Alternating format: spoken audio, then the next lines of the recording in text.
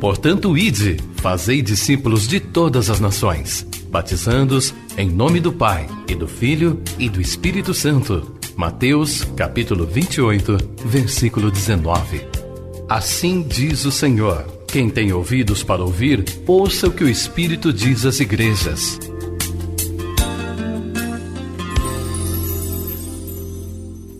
Primeira carta de Paulo aos Coríntios, capítulo de número 11, versículo 23, que é o texto da ceia, diz assim: porque eu recebi do Senhor, que também vos entreguei, que o Senhor Jesus, na noite em que foi traído, tomou o pão, e tendo dado graças, o partiu e disse: isto é o meu corpo que é dado por vós, fazei isto em memória de mim.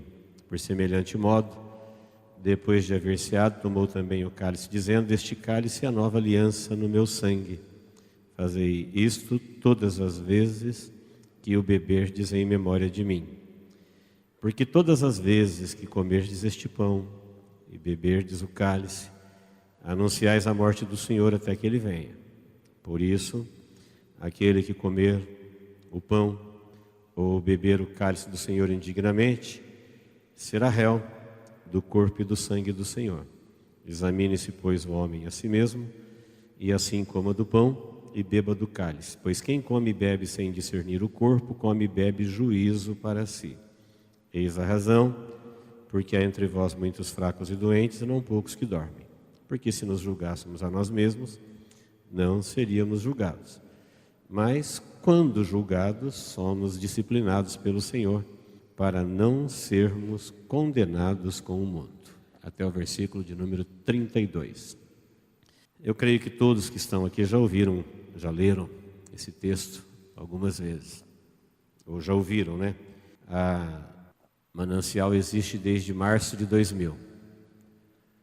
E como toda ceia a gente lê esse texto, pelo menos uma vez, na hora de tomar a ceia, eu fiz uma continha e hoje nós estamos lendo pela vez de número 242. 242 vezes nós já lemos esse texto aqui, que fala de uma oportunidade de renovação, uma oportunidade de acerto, uma oportunidade de aliança com o Senhor. Nesse curto espaço de tempo, antes de participarmos da ceia, eu quero convidá-los para mais uma vez a gente meditar nesse texto, importantíssimo para a nossa vida, principalmente numa reunião como hoje e num tempo como esse que nós vivemos. Eu quero começar no versículo 25, para ganharmos tempo. No versículo 23, Paulo está dizendo que ele está fazendo exatamente o que ele ouviu de Jesus, que ele aprendeu de Jesus. Ele falou: eu recebi do Senhor e é isso que eu estou passando. Que o Senhor fez isso na noite em que ele foi traído. É ele que ensinou isso. Ao dar o pão, ele falou: isso aqui é o meu corpo. Ao dar o cálice, ele disse: isso aqui é o meu sangue. Então, no versículo 25, que é onde nós começamos a leitura, ele diz assim: por semelhante modo, depois de haver ceado, tomou também o cálice, dizendo: este cálice é a nova aliança no meu sangue. Fazei isso todas as vezes que o beberdes em memória de mim. O texto, ele fala da oportunidade que nós temos de uma renovação espiritual, quando nós celebramos, quando nós participamos da ceia do Senhor. Ele diz: este cálice é o quê? É uma aliança. A aliança é um contrato, a aliança é um compromisso. Só pode ser uma aliança quando é feito com duas pessoas, não tem aliança unilateral. Tem que ser duas partes. E Jesus está dizendo: este cálice é uma nova aliança. Nós sabemos que essa aliança é uma aliança que ele fez com o homem a respeito da imortalidade. Não, veja que não é uma aliança pequena. Eu acredito que você nunca fez um contrato maior do que esse em qualquer outro lugar. Uma aliança que o Senhor da vida veio aqui no mundo da morte, onde as pessoas morrem, e fez com algumas pessoas um pacto, uma aliança em que ambos se comprometem. Ele diz: eu dou a minha vida, assumo a tua morte e aliançados você não morre.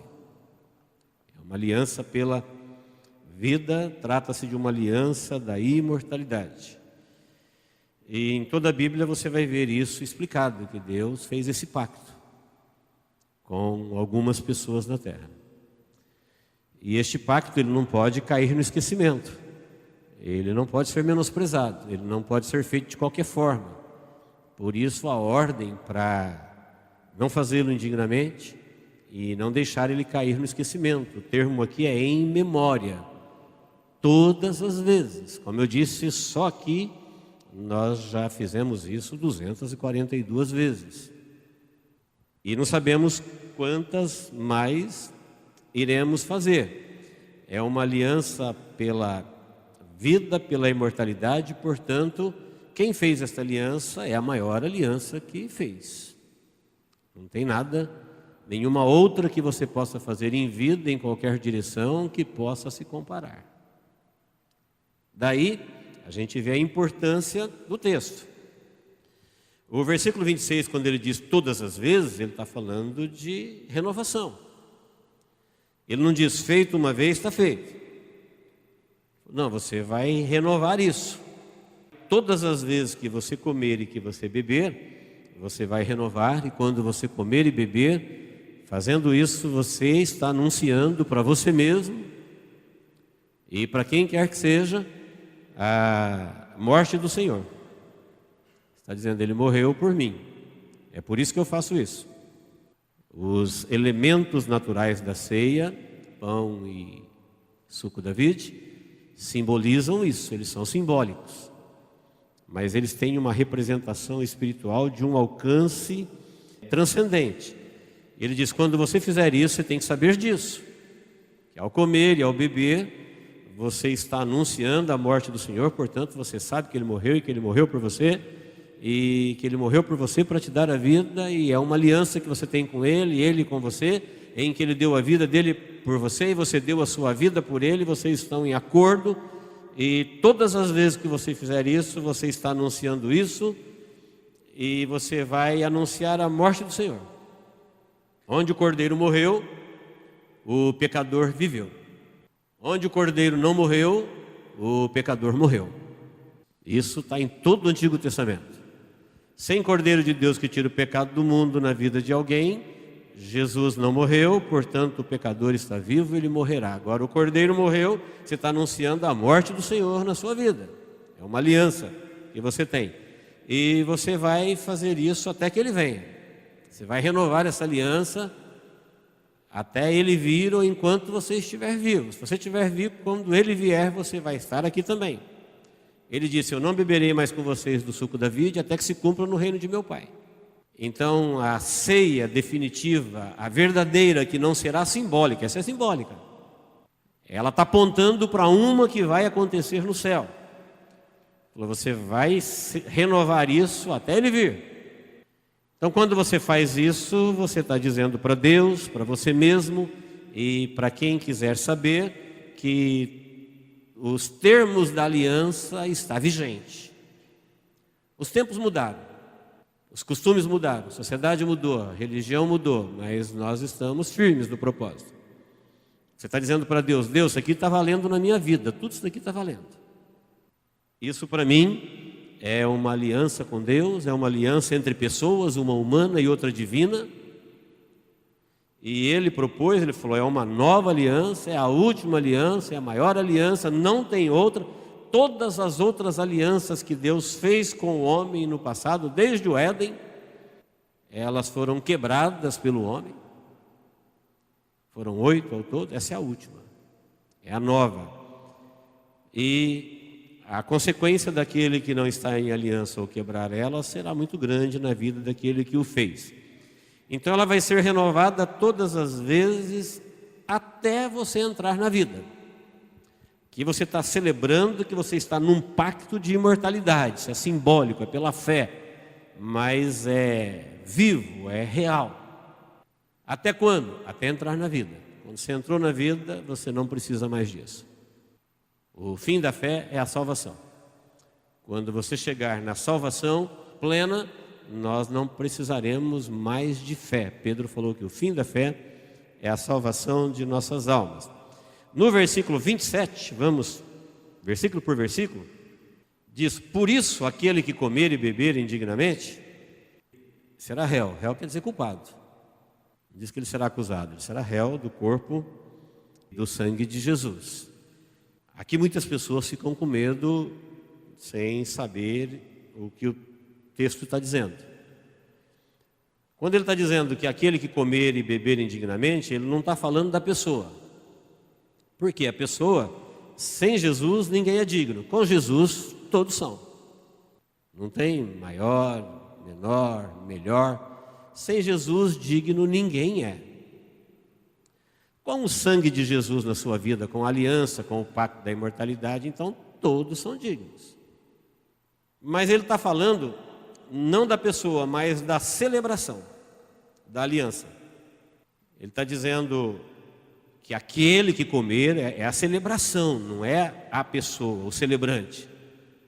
Aquele que comer e beber, ele não pode fazer isso indignamente. Ele tem que entender o que é que ele está fazendo, o tamanho da aliança, porque se ele fizer indignamente, a culpa é dele. Quem o sangue de Jesus não salvou, condenou.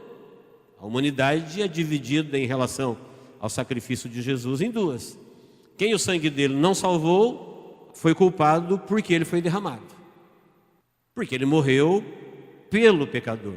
Culpa do homem. A culpa da morte de Jesus é o ser humano. Não foram os animais, nem os anjos. Foi o homem. Então, quem o sangue de Jesus não salvou, alcançou. Então, se o sangue de Jesus dignifica todo mundo, e aí você, ao celebrar a aliança com um sangue que tem poder, que te dignifica, para te dar a imortalidade, e você o faz de uma forma indigna, de quem que é a culpa? De Jesus? Dos outros? Não, é sua. Aquele, por isso fala aquele, que comer e beber, quem for celebrar a aliança, e o fizer de modo indigno, a celebração, não o celebrante, ele está dignificado pelo sangue de Jesus, mas ele foi fazer algo de tamanha importância, de tamanha grandeza, de uma forma indigna. Nós podemos entender isso. Quando você vai pilotar algo caro, você não faz de qualquer forma. Quando você vai manusear algo perigoso, você não faz de qualquer forma. Ninguém brinca com fogo, com pólvora, com dinamite, com volante, com aeronave, com explosivos, com altura, com profundidade. Por que a gente respeita e a gente dá um passo atrás e pensa no que vai fazer? Porque isso não pode ser tratado de qualquer forma, não impunemente. Você pode até tratar de qualquer forma, mas tem consequências. Então o que Paulo está dizendo é que quando alguém for fazer isso, ele deve saber que ele está fazendo um pacto pela imortalidade, que o sangue de Jesus permite que todos o façam. Quem está aliançado com ele no sangue de Jesus, ele o dignifica. Mas se ao comer e ao beber você fizer de uma forma indigna a celebração, a culpa não é de Jesus. Não foi o sangue dele que não teve poder. A culpa não é dos irmãos, da igreja, do pastor, do país. A culpa é do aliançado, aquele que fez o pacto. É entre pessoas, não é entre Jesus e instituições. É Deus e aquele que vai adorá-lo. No versículo 28, seguindo, ele diz assim, portanto, examine-se, pois, o homem a si mesmo, e assim coma do pão e beba do cálice. Já vi muitas pessoas dizendo que ele não estava muito bem, não se sentia muito bem, por isso ele não comeu e não bebeu. E às vezes, quando alguém já me disse isso, ele disse até com um certo tom de alguém responsável, de alguém virtuoso, mas o entendimento está errado. O texto não diz, examine, se você estiver em culpa, não coma. Ele falou, examine-se, e independente do resultado, ele falou, coma e beba. Mas a pessoa vai comer o pão e beber a ceia em pecado? Aí quem está sem pecado? A Bíblia fala, se nós dissermos que não pecamos, somos mentirosos. Então cada um pode comer de qualquer jeito? Não, acabei de dizer que aquele que fizer indignamente será réu, será culpado. Mas se a pessoa se examinou e ela não está digna, ela veio renovar a aliança exatamente para isso. Para arrumar, para consertar. Para não perder a imortalidade, para não romper o trato. Esse é o objetivo de todas as vezes. Exatamente para você não ficar assim. Então assim você se examina, e ao examinar-se para celebrar corretamente, não é para abster-se, porque parece que há uma virtude religiosa na abstenção da ceia, mas não. A gente pode entender isso quando Jesus foi lavar o pé dos discípulos, e Pedro achou que isso era muita humilhação, falou, o meu não. Ele falou, olha, se eu não te lavar, você não tem parte comigo. No meu reino, você está fora. Aí Pedro disse, então pode lavar o corpo inteiro. Ele falou, não, você já está limpo pela palavra, somente os pés. Não é do jeito que você está querendo entender. Uma hora você não quer que lava nada, outra hora você quer que lava o corpo inteiro. Você não está entendendo o que eu estou fazendo aqui? Você já está limpo, ele já era apóstolo, já era discípulo. Você já está limpo pela palavra, você é um ouvinte da palavra, você é um filho da palavra, você é um filho de Deus, você é um filho da fé. Se eu não fizer, você não tem parte. Se não fizer do jeitinho que eu estou falando, você está fora. Jesus, quando falou da ceia, falou para os próprios discípulos, vós não tendes vida em vós mesmos. Quem não comer do meu corpo, não tem vida em si mesmo. Quem não beber do meu sangue, não tem vida em si mesmo. Meu corpo é verdadeiramente comida e meu sangue é verdadeiramente bebida.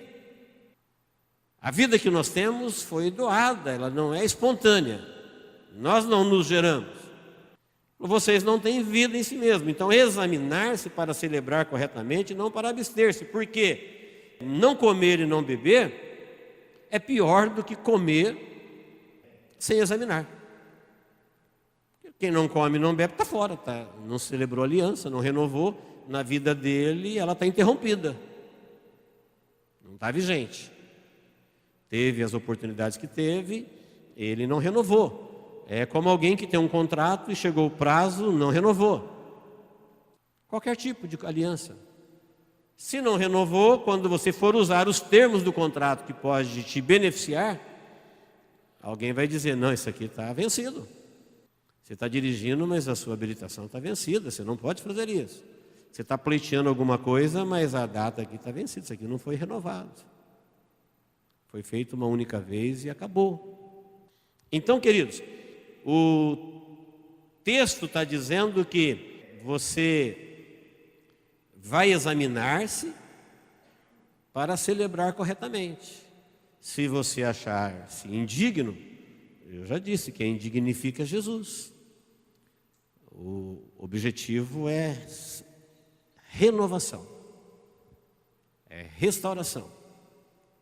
Porque tudo que não é restaurado deteriora. Tudo. Imagine uma coisa aí que não é restaurada e que existe para sempre. Só o que não foi atingido no mundo do pecado, as coisas dos céus. Nós somos humanos, nós somos da terra. Portanto, nós precisamos de renovação espiritual para a gente não adoecer, para a gente não enfraquecer e para a gente não morrer precocemente. Para você não interromper o propósito de Deus na sua vida. Faça um exame. Ao examinar-se, se você ver que a celebração com o Senhor da vida, a que te garante vida aqui e te dá o pacto da imortalidade, pacto gratuito no sangue de Jesus, graça insondável. Se nesse contrato você não tem renovação, ou não tem aliança, corra fazer aliança. E se tem alguma coisa pendente, corra resolver isso. Mas não fica sem celebrar, porque não celebrar é igual ou pior a celebrar indignamente, que torna a pessoa culpada da sua própria destruição. Quem o sangue de Jesus não salvou foi culpado por ele, e nós acabamos de entender isso. Então, queridos, não comer e não beber piora. Foi por isso que Paulo, falando para os Coríntios, falou assim, olha, tem gente aí que toma ceia e piora. Quando vocês se ajuntam, se você ler o contexto anterior, quando vocês se ajuntam, não é para melhor, é para pior. Como que você faz um pacto para a imortalidade com Deus e você vai celebrar e a sua vida piora? É o sangue de Jesus? Não. É Jesus? Não. É alguém? Não. É a celebração.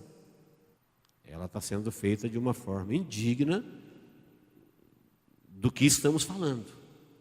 Pacto da imortalidade. No versículo 29 ele diz assim: pois quem come e bebe sem discernir o corpo, come e bebe juízo para si. Em alguma versão vai estar escrito assim: para a sua própria condenação. Traduzindo para ficar mais fácil para entender, para o seu próprio prejuízo. Como disse Paulo, vocês estão se ajuntando e é para pior. E o problema não está em Jesus, não está no sangue, nada. É a forma como vocês estão fazendo. Então essa forma sem discernir, discernir é saber com certeza. Discernir é saber com segurança. Discernir é saber o que está fazendo. O que representa, qual é os seus elementos simbólicos, quais são os seus elementos espirituais, quais são os seus alcances. É um pacto com quem? Qual é o alcance disso? Qual o valor? Se você fizer isso sem saber o corpo, sem discernir o corpo, olha o 29, sem discernir o corpo, isso vai ser para o seu próprio prejuízo. Então tem muita gente que eles nunca entenderam claramente o corpo, a igreja, ou a cruz, ou a graça, ou a aliança. Nunca souberam com clareza, discernimento.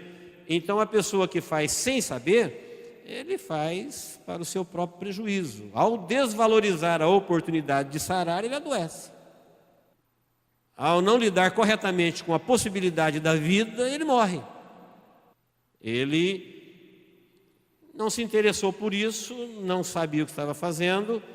Então não se trata de perder a alma, a pessoa que fez, ela perdeu a salvação. Não, mas ele fez alguma coisa que trouxe prejuízo para a vida dele. Por isso, diz o versículo seguinte, por causa disso, por não entender, causa disso o quê? Por não entender o corpo, por não entender a cruz, é que há entre vós fracos, sem força, sem ânimo. Por que eles estão fracos, sem força, sem ânimo? Porque não teve renovação, não teve restauração. Teve uma aliança, teve um compromisso, houve um pacto, mas ele foi ficando velho, ele foi enfraquecendo e não teve renovação. E aonde ele trouxe frieza, desânimo da parte de Deus? Não, trouxe na parte humana. Então, por causa disso é que há no meio de vocês fracos, sem força, sem ânimo, sem entusiasmo, doentes aqui, ele está falando. Geralmente nós usamos o texto, não está errado quando a gente aplica espiritualmente, mas dentro do contexto que Paulo está falando da ceia, ele está falando de enfermidades no corpo, na alma e no espírito. Ele está dizendo que a renovação espiritual é a cura antes da doença aparecer. Quando você se renova na vida, quando você cuida da restauração de algo vivo, você está produzindo cura antes da doença. Depois da doença, aí só o tratamento, aí só o milagre. Mas a doença pode ser curada na restauração. Olha, quando você comparecer diante do Senhor, você vai fazer isso com discernimento. O corpo de Cristo é um lugar onde existe renovação espiritual, renovação da alma, renovação do corpo.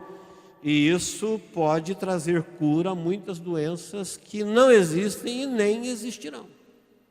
Quando eu disse no início, o texto ele fica mais importante no tempo em que nós vivemos, porque nunca o mundo experimentou tantas doenças de origem, de causa espiritual ou psicológica. Tem de causas naturais também, causa física? Sim, mas nunca teve tanto e fora do controle. Alarmante, coisa que até ontem era só em adultos, né? Hoje é em qualquer idade. Tem crianças. E a renovação aqui, para a gente entender que Paulo está dizendo, é só você pensar nos cuidados, quando alguém tem cuidados com o seu físico, com a sua alimentação, com o seu descanso, com o exercício, vai evitar um monte de doenças na vida dele. Em relação a um desregrado, uma pessoa que não vai dar o mínimo para isso, ela vai, em vez de se alimentar, se envenenar, em vez de se cuidar, se destruir, então ela vai estar interrompendo a vida dela, vai estar diminuindo a sua existência, e isso daí todos nós sabemos. Espiritualmente não é diferente. Se você comer lixo, porque tem gente que uma vez que é espiritual, qualquer coisa é boa. Não, nem tudo que está na prateleira é alimento. Nem tudo que se diz Deus é de Deus. Então tem gente que quando o assunto é espírito e alma, ele é eclético demais, ele não tem o menor critério. Quando você entende o corpo, você evita isso. Ele falou, por causa disso, por não entender a igreja, por não entender a cruz, por não entender o pacto da renovação, a oportunidade de você se renovar em Deus, Senhor da vida, abastecer-se, ir lá e comungar com Ele, sentir o Espírito de Deus comunicando com o teu espírito, que fortalece a tua alma, que traz vida para a tua vida toda, inclusive para o corpo. Paulo diz, se você menosprezar essa oportunidade de renovação espiritual, prejuízo é seu. Você não examinou, você fez de qualquer forma, e é por causa disso que há entre nós fracos, doentes e muitas pessoas que morrem, ou seja, morrer aqui precocemente e também espiritualmente. Morreu porque foi da vontade de Deus. Não, muitas pessoas, eles vão antes da hora. Deus é o Senhor da vida e Ele pode definir quando, mas tem pessoas que interrompem o seu curso. E Deus? Não foi Deus que deu essa autoridade para o homem decidir isso a respeito dele. Deus decidiu ele salvar todo mundo. Mas nem todos aceitaram essa decisão de Deus e cada um fica com a sua. Ele é responsável pela sua própria vida. Então, se a pessoa ela não entendeu isso, ela não fez, ela não valorizou, ela brincou com uma coisa dessa importância, o prejuízo é dela. Ele se torna réu. E ele não pode culpar o sangue, ele não pode culpar os outros, porque é uma aliança entre duas pessoas. Não é uma aliança familiar, nem denominacional, nem em grupo, é individual. Então quem é culpado? Se eu disser que não sou eu, estou dizendo que é Jesus, é uma aliança entre eu e ele. E é para mim renovar todas as vezes. Aí no versículo 31 vai dizer assim, porque se nós nos julgássemos a nós mesmos, não precisaria a gente ser julgado. O texto está dizendo assim, olha, esse prejuízo de muitas vezes ser ceifado precocemente é porque a gente não se julga. Então muitas vezes Deus tem que nos julgar. Se eu tivesse entendido e obedecido, eu não precisaria ser disciplinado. Tem duas formas de aprender. Aprendendo, obedecendo e aprender apanhando. Disciplinando, correção. E Deus corrige? Como corrige? E sabe o que Paulo vai dizer? E ainda é melhor ser disciplinado pelo Senhor do que ser condenado com o mundo. É o 32. Se você examinar você mesmo, se eu me examino, eu me corrijo, não preciso ser corrigido. Eu não vou precisar experimentar a disciplina do Senhor. E a disciplina do Senhor, ela dói. Deus carrega ovelhas no colo, mas Ele também quebra as pernas. E isso é um ato de misericórdia, porque para não ser condenado com o mundo. Lá em Hebreus 12 vai dizer assim, olha, quem está sem disciplina é bastardo, porque não existe filho que um pai não discipline. Se ele não disciplinar, ele não é pai. E se ele não tiver sob disciplina, ele não é filho, ele é bastardo. É filho dos outros. A disciplina nenhuma, diz Hebreus 12, a princípio parece de correção. Todo mundo que foi beneficiado pela disciplina vai agradecer a Deus ou a quem disciplinou depois que ele colhe o resultado. Mas no momento da disciplina, não. Ninguém, quando está chorando, diz: glória a Deus, estou chorando. Glória a Deus, estou sofrendo. Glória a Deus, estou apanhando. Só quando ele vê o resultado dela. É diferente alguém que foi criado com e alguém que foi criado sem. O mundo não tem disciplina. Verdade, o mundo é do jeito que dá na cabeça de cada um. Enquanto o cristão tem lá as disciplinas que ele tem que obedecer, o evangelho, o testemunho, o comportamento, o mundo não. O mundo não tem essa preocupação. Mas o mundo vai ser condenado. Ninguém quer ir para onde o mundo vai. O mundo tem o seu destino, que é a condenação. E o texto está dizendo: então, se nós fizermos isso conosco mesmos, se eu olhar para a minha vida e pensar no pacto da imortalidade, na aliança, todas as vezes, como que é a parte de Deus nessa aliança? Ele deu a vida dele por mim. E a minha parte? Eu dou a minha vida por ele. A parte dele, ele não falou: olha, não vai dar, vou mandar um anjo, não sei se eu faço. Não, deu e acabou. Ele falou: é o meu sangue que é dado. É o meu corpo que é dado. Foi dado. Isso te dignifica, isso te aceita. E se você quiser assinar o compromisso, você dá a sua também, para ele. E nessa aliança, quando você faz ela, então você agora é filho, e filhos são disciplinados. Se você entender o alcance dessa aliança, se eu entender o alcance dessa aliança, e eu me examinar e me corrigir, é uma forma de eu evitar que o Senhor me corrija.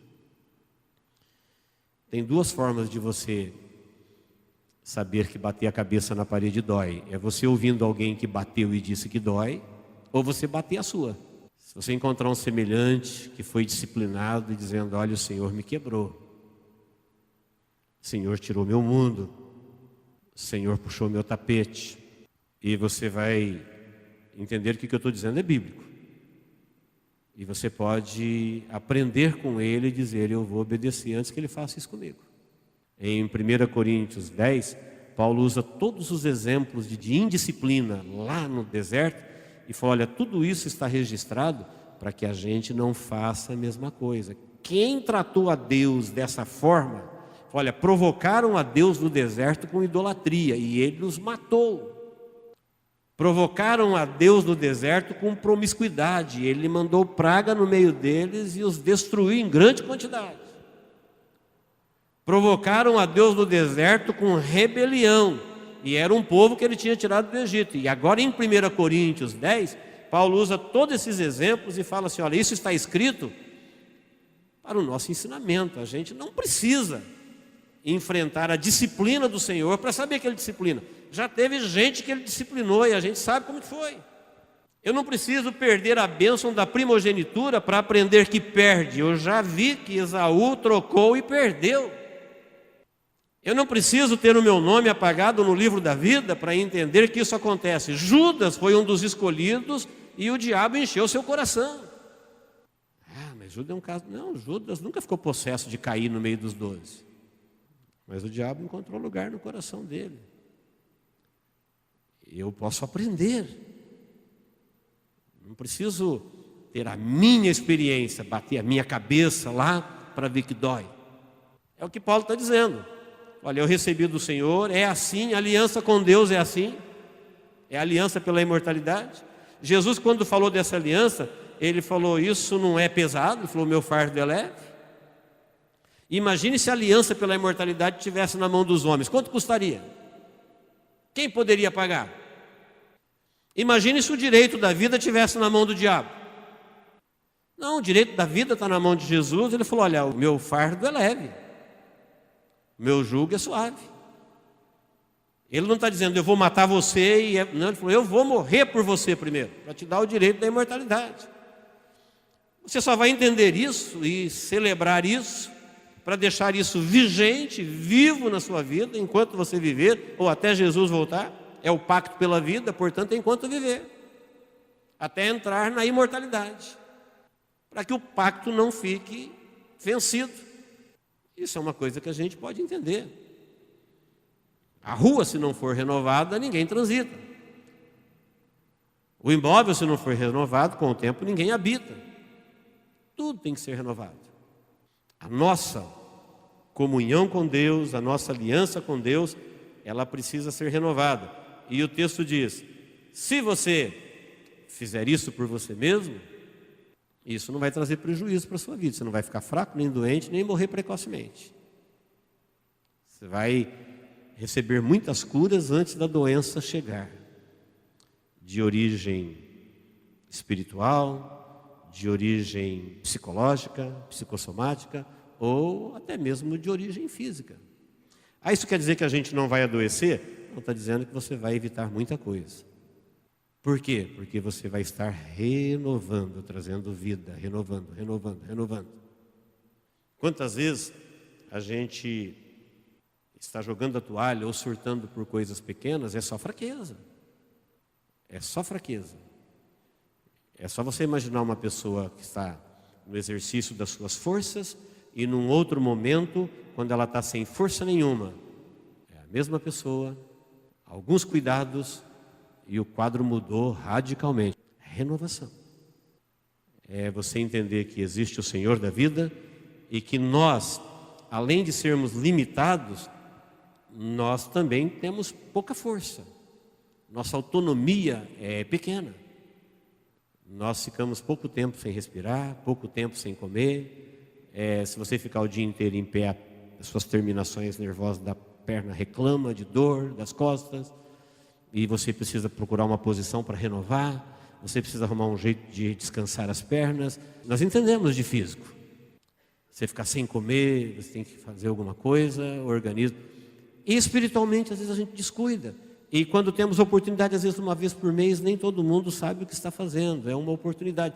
Mas não quer dizer que é só essa. Nós temos que aprender a renovar as nossas forças em Deus. Em Isaías 40:31 diz: os que esperam no Senhor, eles renovam suas forças. Eles são como águias, elas não se cansam. Elas usam o vento a seu favor. Os que esperam no Senhor. Os que não esperam, eles vão desabando. Eles vão adoecendo, eles vão desistindo. Agora, os que esperam no Senhor, Davi, num momento crucial da sua vida, quando ele não sentia a alegria da salvação, em Salmo 51:10, ele diz: Deus, cria em mim um coração novo e renova em mim um espírito inabalável. Espírito ali é espírito dele, humano. O Espírito Santo não precisaria dizer inabalável, ele é inabalável, ele é o Espírito de Deus. Ele está dizendo: renova o meu espírito para que ele fique inabalável. Quer de volta a alegria da salvação. Em 2 Coríntios, para encerrar, 4:16 e 17, ele diz: por isso não desanimamos, mesmo que o nosso homem exterior se corrompa, contudo o nosso homem interior se renova dia após dia. Ele está dizendo, essa renovação com Deus, ainda que você, ser humano, vai envelhecendo, vai adoecendo, vai enfraquecendo, na mesma proporção que você está se corrompendo exteriormente, você está se renovando espiritualmente, dia a dia. É o pacto da imortalidade.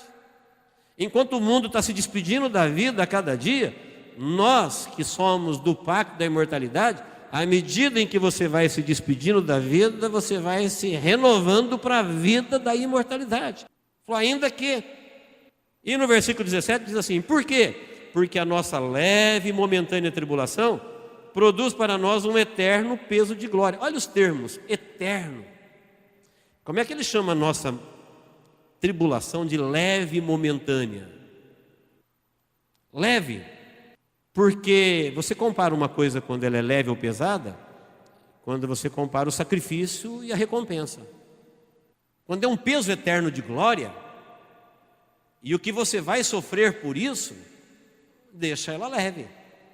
O seu pacto pela vida, a sua fidelidade, o seu compromisso, o seu sacrifício, foi grande? Foi. E o benefício? Peso eterno de glória. O que eu fiz foi muito pouco, ficou leve. Se num prato da balança eu coloquei o meu sacrifício, no outro prato da balança eu coloquei a minha recompensa, um peso eterno de glória, é leve. Não sei porque a gente reclama. É porque a gente não olha para o benefício. A gente só olha para o compromisso. E por que momentânea? Porque é eterno. Então vamos imaginar que nós sacrificamos a nossa vida inteirinha. A nossa vida foi um vale de lágrimas para mantermos firmes no pacto da imortalidade. Quanto tempo durou sua vida? 100 anos. E o que isso te trouxe de recompensa? A eternidade. Foi um susto. Porque a eternidade é séculos dos séculos dos séculos dos séculos, é onde o tempo não existe, é para sempre. Então não desanimamos, mesmo que o nosso homem exterior se corrompa. Nós vamos adoecer, mesmo evitando um monte de doenças, curando ela na renovação espiritual, nós não vamos conseguir evitar a corrupção do nosso homem exterior. Mas com uma diferença do mundo. Enquanto um está terminando, o outro está crescendo. Enquanto um está terminando, o outro está avançando. Ele está progredindo dia a dia. Por quê? Porque ele se renova. Ele vai se renovando. Todos os dias você vai se renovando. E a nossa leve e momentânea tribulação para fazer isso produz para nós um eterno peso de glória acima de toda e qualquer comparação. O peso e o tempo não dá para comparar com o peso eterno de glória. E para lembrar que todo mundo sabe de cor, Paulo, quando fala disso lá em Romanos 12, ele diz: portanto não se conforme com este mundo, transformai-vos pela renovação do vosso entendimento, da vossa mente, para que vocês possam experimentar qual seja a boa, agradável e perfeita vontade de Deus. E quando ele fala disso, ele diz que é o vosso culto racional. Culto com entendimento, com razão. E enquanto tem gente que vai na religião, você sabe que você está celebrando isso num nível muito superior. Enquanto que tem gente que não sabe o que está fazendo, você tem entendimento, renovação. Você está fortalecendo sua vida, procurando um espírito inabalável, uma alma alimentada, para que haja vida do Senhor da vida na sua vida. E com isso você vai curar ou ser curado de doenças que nunca aparecerão. Amém, queridos? Deus nos abençoe em Cristo Jesus. Vamos orar. Deus, em nome de Jesus, nós acabamos de ouvir a Tua palavra e a recebemos como Tua palavra. Eu te peço, ó Pai, em nome de Jesus, olha para a nossa vida agora. Nós estamos aqui na Tua casa, viemos aqui congregados pelo Teu Espírito para participarmos do pão e do cálice. Hoje é o dia, ó Deus, em que nós fizemos um compromisso de renovarmos a nossa aliança. Cada um aqui, ó Deus, agora comparece diante de Ti. Em memória daquele dia lá no Calvário. Aquele dia o Senhor estava dando a sua vida por mim hoje. E fazendo um pacto, uma aliança no seu sangue, no seu corpo. E aqui estão, ó Deus, todos aqueles que foram chamados nesta aliança, dignificados pelo sangue de Jesus, agrupados pelo Teu Espírito Santo. E nós queremos agora, ó Deus, renovar esta aliança no nosso coração. Onde ela não existe, que ela possa iniciar agora. Onde ela estiver quebrada, que ela possa ser restaurada. Onde ela estiver esquecida, que ela possa ser renovada. Pai, que o Teu Espírito Santo venha fazer a Tua obra no coração de cada um agora, que vai estender a sua mão para pegar do pão e comer do pão, estender a sua mão para beber do cálice, renovando assim a aliança contigo e anunciando a sua morte na vida dele até que o Senhor venha. É no nome de Jesus que nós oramos, ó Deus. Em nome de Jesus. Amém.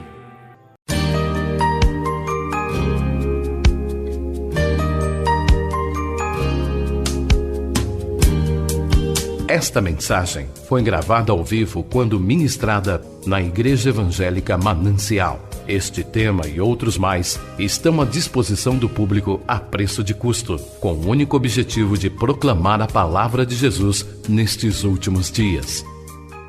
Adquira, ouça, creia, pratique e presenteie alguém que você ama com esta mensagem, a palavra de Deus.